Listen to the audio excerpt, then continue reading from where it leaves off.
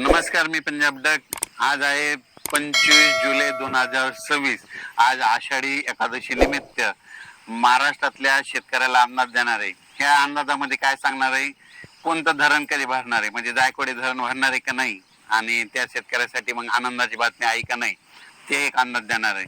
राज्यात आता पावसाचं सत्र कसं राहणार आहे ते एक सांगणार आहे.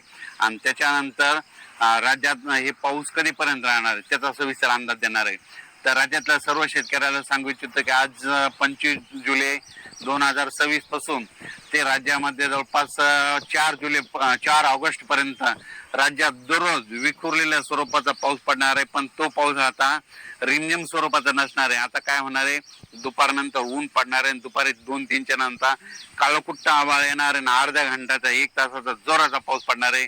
म्हणून हा अंदाज सर्व शेतकऱ्यांनी लक्षात घ्यायचा. तर राज्यात जिल्ह्यावाईज सांगायचं झालं तर सुरुवातीला आपण इकडं जे वंचित जिल्हे त्यांच्यासाठी सांगतो. एक म्हणजे सोलापूर जिल्ह्यासाठी आनंदाची बातमी.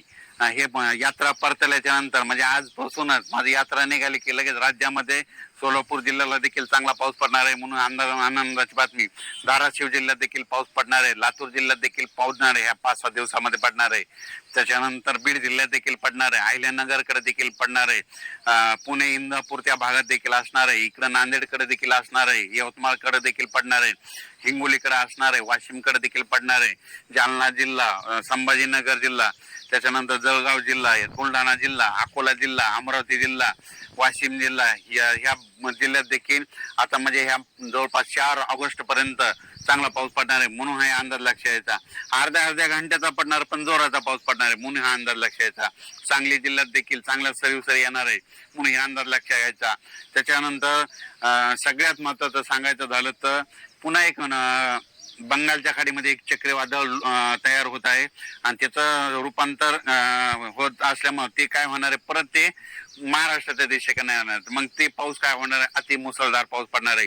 चंद्रपूर, नागपूर, वर्धा, भंडारा, यवतमाळ, अमरावती, त्याच्यानंतर नागपूर इकडं, त्याच्यानंतर इकडं जळगावकडे जाईन, पुन्हा इंदोर, भुवनेश्वर, इंदोरकडे जाणार आहे, बुरामपूरकर, तसं जात जात पुन्हा इकडं नाशिककडे जाणार आहे, पुन्हा नंदुरबारला मुसळधार पाऊस पडणार आहे.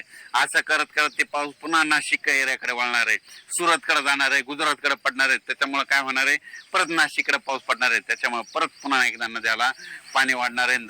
जे धरण क्षेत्राचा कॅचमेंट एरिया त्यामध्ये पाऊस येणार आहे, म्हणून त्यासाठी आनंदाची बातमी.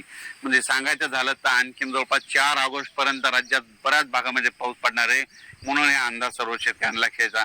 अर्ध्या तासाचा पडणार आहे पण जोरदार पडणार आहे, म्हणून हे अंदाज सविस्तर लक्षात घ्यायचा.